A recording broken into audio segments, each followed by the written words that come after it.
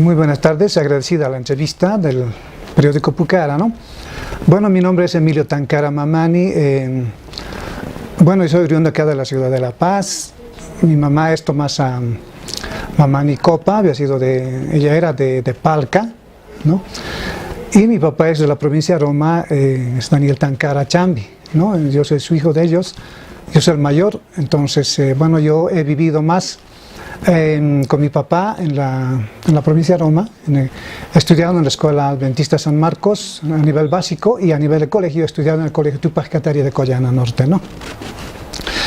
Y luego, por circunstancias de la vida, he vivido aquí en La Paz hasta mis 8 años, 9 años con mi abuelita, ¿no?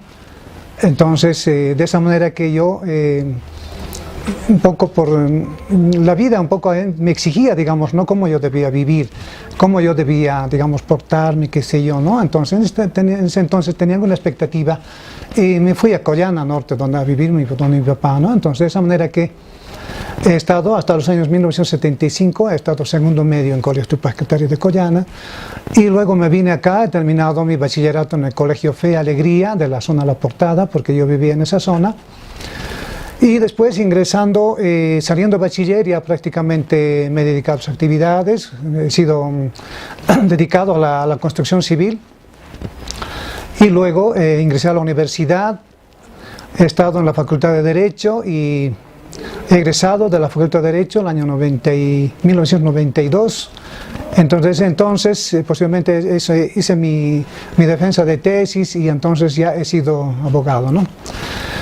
Ahora, en cuestión política, a mí me interesó el nombre de Tupac Katari, ¿no?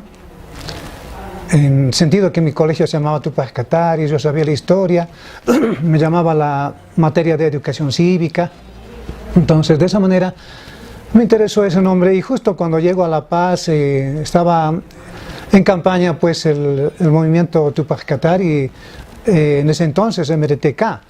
Entonces me llamó la atención y luego no sabía dónde eran sus oficinas y cuando ya se presentaron a la postulación escuché el nombre de Genaro Flores, ¿no? Entonces él era MRTK-L.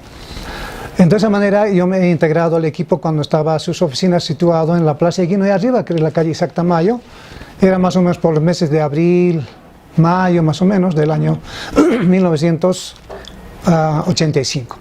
Desde ese entonces he sido militante del MRTK-L y luego, estando en la universidad, también en la Facultad de Derecho, me he integrado al Frente Senda Universitaria del Movimiento Antiimperialista Catarista, ¿no? Entonces era el Frente SUMAC. Entonces, desde ese momento, sigo la línea catarista durante todos estos años y hasta el presente, ¿no? Bueno, cuando se acerca ya por el año 85 al MRTK, ¿quiénes eran los personajes principales en el MRTK? Y diga, si usted veía algunos problemas ya en ese entonces, porque luego, digamos, vemos algunas divisiones. ¿Cómo era en ese momento el MRTK? Bueno, al principio que yo he conocido era Genaro Flores, era candidato a la presidencia por el MRTK-L, juntamente con Filemón Escobar, ¿no? Incluso estoy guardando sus afiches de ese entonces, ellos eran los candidatos. Después he conocido inmediatamente, la persona más cercana era el compañero Víctor Hugo Cárdenas. He conocido también a Walter Reinaga, que ellos eran buenos amigos, buenos compañeros. He conocido después a Moisés Gutiérrez, a Rafael Laura. He conocido a Ignacio Casas, entre otros nombres. Después he conocido a Nico Quenta. Y entre ellos, de ese entonces, digamos, ¿no? Del año 85, cuando cuando yo me integré en abril más o menos del 1985. Entonces son las personas que en ese entonces he conocido. Bueno, era un equipo reducido, pero eran muy activos, ¿no? Entonces los universitarios eran Rafael Laura, Ignacio Casas, y había otras personas, otros jóvenes más. Éramos un buen equipo que realmente nosotros también, aparte de postularnos a nivel nacional, en la universidad metíamos la lucha política, ideológica del catarismo, ¿no? A través del Frente Suma Catarista, que era nuestro frente universitario. ¿Alguna experiencia en esa lucha universitaria como Suma, algo que usted considere pertinente resaltar, algo que recuerde? En realidad, pues, Cuando yo vine, digamos, de mi pueblo, éramos más bolivianos, estábamos con la ideología del rojo, amarillo y verde, ¿no? En el centro de la Facultad de Derecho, todo era rojo, ¿no? Grandes cuadros de Lenin, de Marx, del Che, y ahí abajo había un rojo, amarillo, verde, y yo decía, ¿qué pasa aquí? ¿Por qué tan pequeñito? Y los demás eran socialistas, ¿no? Y desde ese entonces yo he visto, como también estudiaba la teoría del Estado, del derecho, que estudiábamos las ideologías políticas del mundo, como marxismo, el leninismo, la vida política del Che, pero ninguno hablaba de lo que era el movimiento aymara quechua, de los aymaras, de los quechuas, de los guaraníes, de los aborígenes de este país, de esta tierra. Ninguno planteaba. Entonces eso era la diferenciación concreta de mi persona con respecto a la ideología. Nunca me he identificado comunista, nunca he sido socialista, nunca me ha atraído esas ideologías, pero sí, eso sí, como yo era, ellos decían pues, la clase proletaria, la burguesía, ¿no? Aquí la clase dominante, la clase burguesa. Y yo decía, ¿y dónde están los indios, mal llamados indios? ¿Y dónde están los aymaras, los quechuas? En cambio, en la teoría del Estado sí estudiamos cuáles son las naciones, qué era el Estado, qué era la población. Entonces eso me ha inducido a diferenciarme ideológica y políticamente de estos frentes políticos que luego, cuando estaban en la universidad, eran bien comunistas, bien trotskistas, etcétera, pero aparecían siempre en el regazo de la derecha. Todos ellos se volvían a los brazos de la derecha y yo seguía siendo tal como era, un aymara, un estudiante universitario aymara, pero ellos no, en la universidad eran socialistas, comunistas, saliendo de la universidad, todos eran del MNR, del ADN, mira, actualmente la gente, los candidatos de algunos diputados de Santa Cruz, actualmente del MAS, por ejemplo, esa gente era pues gente del MNR, gente del ADN, y ahora hoy día son más revolucionarios con la coyuntura política, imagínense. Entonces son las barbaridades ideológicas que se han generado desde las casas superiores de estudio, que ninguno de ellos enfocaba en ese entonces lo que era la Aymara, lo que era el Estado plurinacional.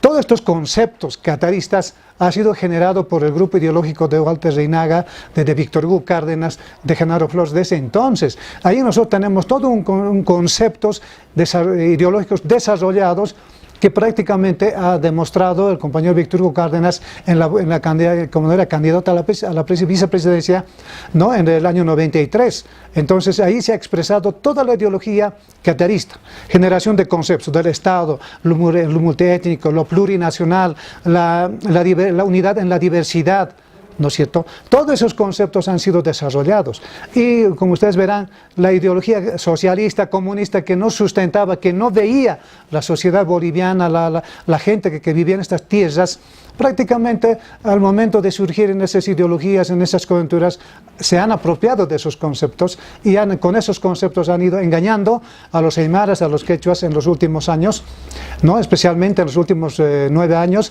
han ido engañando a los aymaras quechuas diciendo que ellos son el socialismo comunitario, son la misma ideología colonial. Es la misma ideología colonial generada desde la élite dominante, que era la clase que es la derecha, ¿no? Entonces, hoy están disfrazados de pseudoizquierda, al menos en esta coyuntura actual ya no son derecha ni izquierda, son lo mismo, son la misma derecha, izquierda, prácticamente ha usufructuado del poder, se ha apropiado del poder, entonces hemos vuelto a lo nada, ¿no? O sea, hay que volver a empezar como aymaras quechuas. Obviamente que los demás campesinos aymaras quechuas todavía no se dan cuenta y esperamos que en el futuro se den cuenta, ¿no? Por ejemplo, cuando entré en el MRTK hubo una división en la que Genaro Flores sale y luego forma el FULCA y digamos Víctor Hugo y Walter Reinaga van con el MRTK. ¿Cómo recuerda usted ese proceso? Bueno, la cuestión era muy clara. La cuestión es formación académica. Como les decía, nosotros éramos universitarios con formación académica, pero nuestros hermanos campesinos eran dirigentes. Entonces nació un celo, me parece, en ese entonces, nació un celo. Él no más quiere tal vez eso, pero yo he visto en el año 1988 se produce esa ruptura, ¿no?, entre Genaro Flores y Víctor Hugo Cárdenas, porque Víctor Hugo Cárdenas, Reinaldo y Walter Reinaga eran ya diputados electos, ¿no? Entonces surge ese celo, me parece ya algo personal, es individual, no es ideológico ni político. Entonces han sido más celos personales que ha llevado al hermano Genaro Flores a alejarse y a Víctor Hugo Cárdenas.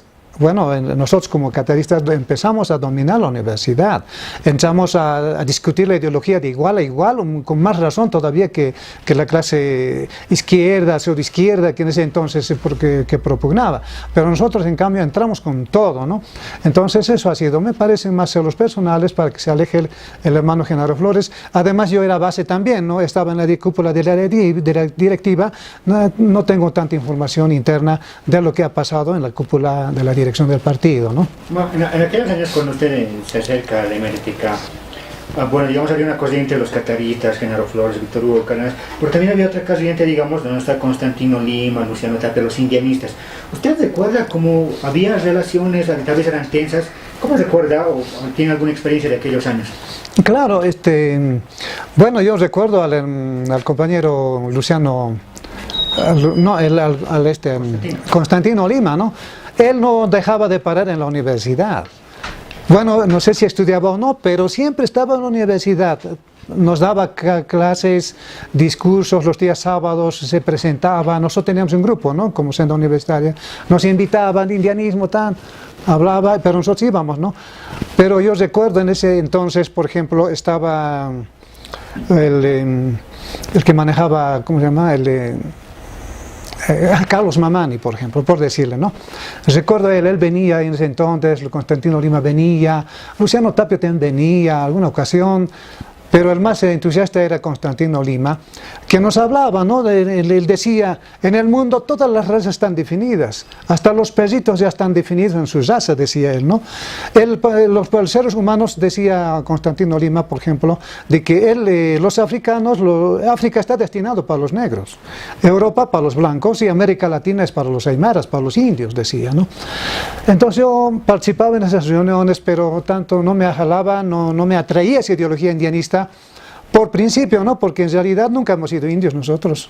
Somos una nación aymara quechua, como la nación japonesa, como la nación árabe, en ese nivel, académicamente estudiando y discutiendo, ¿no es cierto? Entonces, eso ha sido la ubicación exacta de mi persona, para no ir hacia los indianistas, porque los indianistas decían de que, bueno, pues hay que destruir al Cara. Yo recuerdo, por ejemplo, Carlos Mamani venía y decía, tenemos que fabricar de los huesos de los blancos botones, decía. Pero después de unos años le veo nomás trabajar bien pegada también a la señora, ¿no?, de sociología que ha escrito el libro, ¿no?, Premios pero no vencidos. Silvia Rivera. Bien pegada ella y imagínense, digamos, el discurso que propugnaban nunca han puesto tal vez a la práctica, a excepción de Constantino Lima, que es el único hombre que sigue luchando hasta hoy día. Pero en cambio nosotros, aymaras, los quechuas, que estábamos en la línea catarista, veíamos pues una sociedad, digamos, plurinacional, multiétnico. Había que propugnar la democracia intercultural, que en ese entonces nosotros discutíamos, ¿no? Pero que esa democracia intercultural no se practicaba porque estaba la clase dominante dividido en derecha, en izquierda, neoliberales, etcétera, MNR, ADN, mire, eran lo mismo, pues como hoy mismo, ¿no? Y toda esa gente hoy está en el gobierno, hoy toda esa gente es MNRista, izquierdista, muchos se han pasado, digamos, al MAS, están en las filas del MAS. Imagínense, hoy hay una crisis, digamos, ideológica, que esta gente ya no tiene dónde ubicarse, entonces están yendo al ganador. Es lo único que han optado, ¿no? Entonces, esa es la cuestión de los indianistas. Yo recuerdo también entre ellos, por ejemplo, al Muja, en ese entonces, ¿no?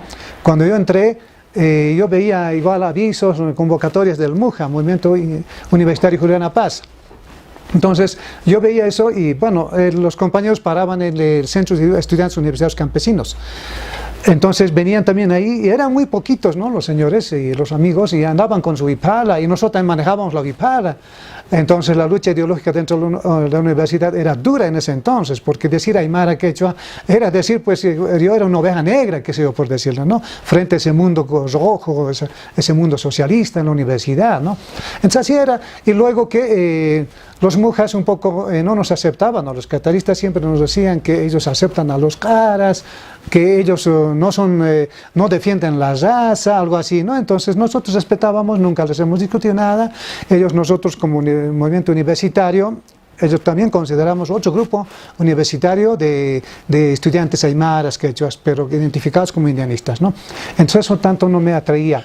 Pero como venían ellos a los estudiantes universitarios campesinos, yo era sector ejecutivo de estudiantes universitarios campesinos. Entonces nosotros nos beneficiábamos de las becas que en ese entonces habían conseguido, ¿no?, los primeros universitarios para que los estudiantes campesinos, los mineros, los fabriles, tenían cupos en la UMSA, que participaban del comedor universitario. Entonces yo participaba activamente ahí y he llegado a ser ejecutivo de estudiantes campesinos universitarios en la UMSA. En el grupo que usted formaba en la universidad o en el propio MRTK, ¿cómo se hablaba del manifiesto de Tiahuanaco? ¿Y cómo se hablaba si eso sucedía? Esas eran nuestras raíces. Por ejemplo, yo recuerdo que las primeras charlas que teníamos con Víctor Hugo Cárdenas planteaba, digamos, sobre la identidad nacional. ¿Cuál era nuestra identidad nacional cultural? ¿Cuáles eran los documentos originales sobre qué podíamos basarnos? Entonces yo recuerdo haber discutido con ese grupo de suma catarista en la universidad y también ya en el partido político. Hemos estudiado lo que era el manifiesto de Tiahuanaco, que también ha escrito un libro, Javier... no me recuerdo, ya fallecido, Javier Hurtado, ¿no? También ha escrito un libro de eso. Y también entre ellas las expectativas políticas de la lucha universitaria era, digamos, Walter Reinaga ha escrito el Estatuto Orgánico para la reforma de la universidad, para la profundización de la autonomía universitaria, etcétera. Entonces se ha escrito como MRTK, entonces, y a través de Suma Catarista se ha presentado la propuesta de reforma universitaria a través del Estatuto Orgánico. Entonces nuestras luchas políticas eran en la universidad, también era de igual a igual, como ustedes se pueden imaginar. No éramos solamente un grupo político que decía queremos liberación, somos aymaras, no. La propuesta escrita, entre ellos estaba pues, el Estatuto Orgánico que proponíamos en ese entonces, ¿no? ¿Cómo era la participación de la mujer en estos movimientos? Bueno, nosotros éramos académicos, digamos, ¿no? Yo recuerdo ahí haber conocido, por ejemplo, a la señora Clara Flores. Es la única mujer agresiva, luchadora, tenaz. Ella no tenía miedo a nada, digamos, a los que me dirán. No, ella agarraba su bipala. Entonces así luchábamos. Había también la otra señora que se llamaba Genara Tumiri, ¿no? Estaba la señora, había otras compañeras, Rosa Moyo, Ramírez, estaba la Teodora Ancasi y otras varias compañeras. No nos decíamos que ella es mujer, no, todos teníamos el mismo derecho porque la formación académica que nos tenía les permitía opinar a ellas igual. No es como hoy día, digamos, dicen, no hay que defender el derecho a la mujer, dicen, ¿no es cierto? Obviamente estoy de acuerdo en eso porque las hermanas que no tienen formación académica, que no tienen conocimiento, son relegadas. Pero las señoras, las hermanas, las mujeres profesionales de Maracaibo tienen el mejor, de igual a igual, hoy pelea con el hombre y ocupa cargos importantes en la función pública y también en el desarrollo de sus profesiones. Entonces nosotros siempre hemos dicho, por eso Víctor Hugo decía, Chachehuarmi, ¿no? Chachehuarmi, tenemos que trabajar Huarmi, yo y Lidia decía, por ejemplo, como ejemplo decía, ¿no? Entonces no había discriminación en el MRTK, ¿no? Por último, ¿usted cree que esas luchas del catarista, esos movimientos, conceptos, todo lo que se ha hecho, ha influenciado para que Evo Morales llegue al gobierno? ¿Hay alguna relación, aunque esta no se reconozca? Absolutamente. Por ejemplo, no sé si Evo Morales hubiera hablado, se hubiera dado cuenta que en el Chapare habían quechuas, en el altiplano eran los aymaras. No sé, porque la lucha ideológica generada del catarismo y también del indianismo, porque el indianismo ya tenía sus diputados como era Constantino Lima y Luciano Tapia en 1982. ¿No es cierto? Eran los primeros diputados.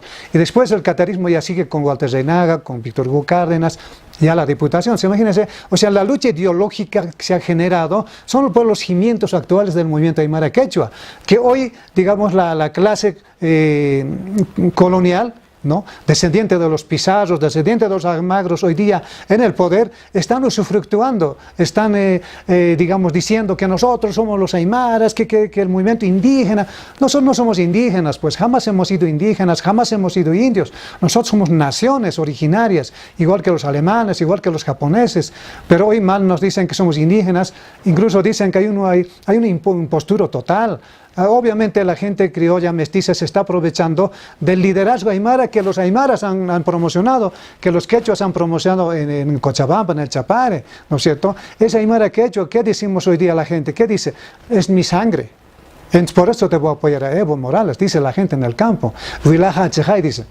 Entonces todas esas cosas están siendo usufructuadas, hay una impostura en este momento por parte de la clase criolla mestiza, de los descendientes de los criollos, de los mestizos, de Pizarro y de Almagro, que obviamente ese discurso, no sé cómo decirle, digamos, ese movimiento, esa lucha ideológica de los pueblos aymaras, de los pueblos originarios de este país, están siendo, digamos, usufructuados por gente que no pertenece a ese movimiento.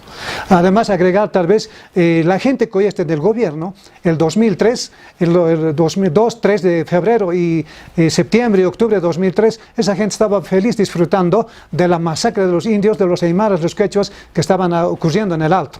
Estaban mirando la televisión, felices y contentos, pero hoy ellos son los usufructuarios de esa lucha ideológica y política, de la lucha de los Tomás Katari, de los Tupac Katari, de Bartolina Sisa, de Zárate Vilca, toda esa lucha ideológica que nosotros hemos generado.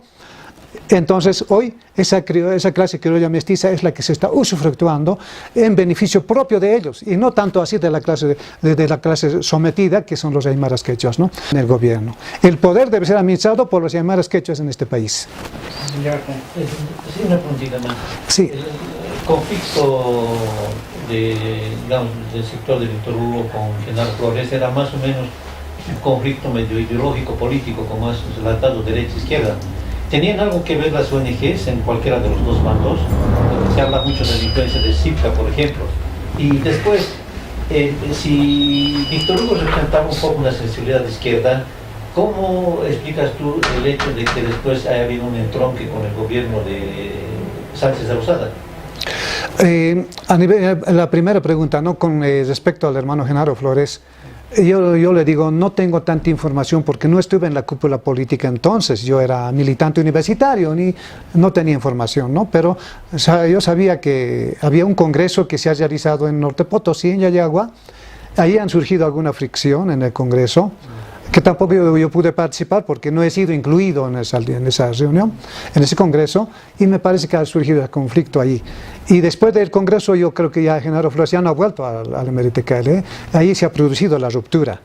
Yo creo que es más ideológico, político, que estar en la izquierda o en la derecha, ¿no? Eso así con respecto a la ruptura. Ahora, con respecto al compañero Víctor Hugo Cárdenas, en el sentido de que él representaba a la izquierda, bueno, en realidad nosotros nunca nos hemos identificado como izquierda. Nosotros no somos ni derecha ni izquierda. Somos el verdadero pueblo en sí. Representamos un movimiento político del pueblo en sí. Eso era. Nosotros proponíamos la lucha anticolonial. Nuestra lucha estaba dirigida a destruir el colonialismo interno del Estado boliviano. Nuestra lucha propugnaba la democracia intercultural. Eso era nuestra lucha ideológica.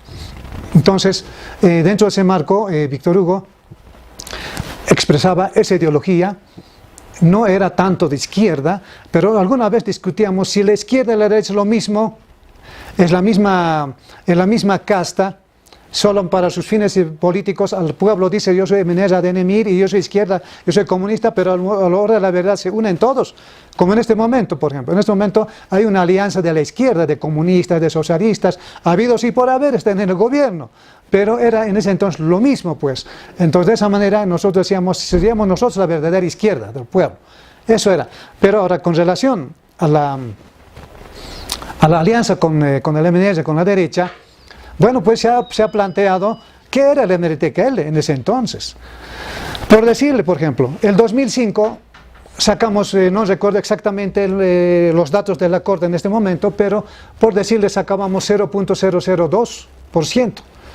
El 88, ya, 89, en las elecciones ya últimas, cuando nosotros participamos, sacamos igual, 0.001% o 2% similar, incluso ya nos sacamos un diputado, pero sacamos al diputado que era el historiador Roberto Choque, un solo diputado. Entonces seguramente logramos eso, pero la banda de los cuatro nos los ha eliminado esa diputación y luego pues nos ha obligado a través del compañero Víctor Hugo Cárdenas a lanzarnos una huelga de hambre más de 23 días para poder conquistar una corte electoral transparente, una corte electoral que sea pues eficiente, ¿no? Que no esté ligada a los partidos políticos de turno. Pero eso ha sido la lucha del compañero Víctor Hugo Cárdenas, que se ha declarado una huelga de hambre en el Parlamento Nacional. Entonces, como usted verá, con esos dos antecedentes, en la tercera elección hemos visto, primera vez sacamos 0 punto tantos por ciento, la segunda vez 0 punto. Entonces, ¿qué hemos dicho? El indio, el aymara, el quechua sigue votando por los caras. ¿Y por qué no hablar con un cara entonces a ver cómo nos va? Y cuando conversamos con el MNS, recuerdo muy bien que había el 13 de marzo de 1992, era aniversario del MRTKL en MUSEF. Nosotros planteamos ahí nuestro aniversario y se ha invitado a todos los partidos políticos, a CONDEPA, ADN, MIR, MNS, a UCS, a toditos avisos por haber en ese entonces, para decir, si nosotros somos profesionales, académicos, salir de la universidad, también manejamos un partido político. Entonces, ¿cuál es la diferencia? Entre ellos también han salido de la universidad, manejan partidos políticos y también nos consideramos un partido político diferente en Bolivia, igual que ellos. Un partido político que tiene toda la posibilidad, toda la capacidad de poder luchar. Entonces, de esa manera hemos dicho, muy bien, a nuestro aniversario invitamos a ellos. El partido que reconoce que somos igual a igual, vendrá a visitarnos. Y justo eso es lo que se ha determinado. En el aniversario se acusó las invitaciones. Ningún partido ha venido, más que un poco después de iniciado el programa, el único que ha venido, ha entrado el jefe nacional del MNS, que era en ese entonces Gonzalo Sánchez de Lozada, ¿no? Entró y nosotros los indianistas cataristas hemos invitado a todos, estaban los indianistas, estaban los cataristas. Entró y pues pasó a la testera y Víctor Hugo lo hizo tomar asiento. Entonces rindió un homenaje al catarismo, un homenaje a Tupac Katari, un homenaje para la lucha de los aymaras quechuas, en entonces Goni Sánchez de Lozada, ¿no? Y entonces ahí me parece, como yo le digo también, no era yo tanto de la cúpula, pero se ha gestado esa unidad de Goni Víctor Hugo. Al año siguiente ya, ha debido invitarse directamente Goni a Víctor Hugo para que sea su acompañante. Entonces, de esa manera, ya un día de esos nos convocan, dicen, bueno, reunión del MRTKL, y nos dicen, bueno, tenemos invitación de un partido político. A ver, ¿qué dicen ustedes? ¿Qué dice la dirección regional del Alto, las provincias? Bueno, ahí analizamos la situación del MRTKL con respecto a la participación en las elecciones anteriores. Bueno, pues no era tan, digamos, aceptable seguir obteniendo votos tan bajos, ¿no? De 0.1, 0.2%. No recuerdo el monto exacto del votaje, pero eso era la figura. Entonces se decidió, bueno, entonces vamos aliados pues con el CARA. Si todos los indios siguen votando por el CARA, a ver, vamos con el CARA entonces. Entonces ahí se ha generado, ¿no? Eso de el toro negro, el toro blanco, de definir las elecciones del 93. Así se hizo la participación política que ha empezado en ese entonces, ¿no es cierto? Muchas gracias. Y tal vez decirle, ¿no? De la consejería, ¿no? Si quiere agregar algo, no. Yo vivo en el Alto, tantos años desde que he venido de la provincia, me quedé ahí. Entonces, del MRTKL, yo he sido el único concejal elegido el año de 1993, en diciembre de 93. Entonces hemos ido ejercer las funciones 94 y 95 como concejal municipal del Alto, ¿no?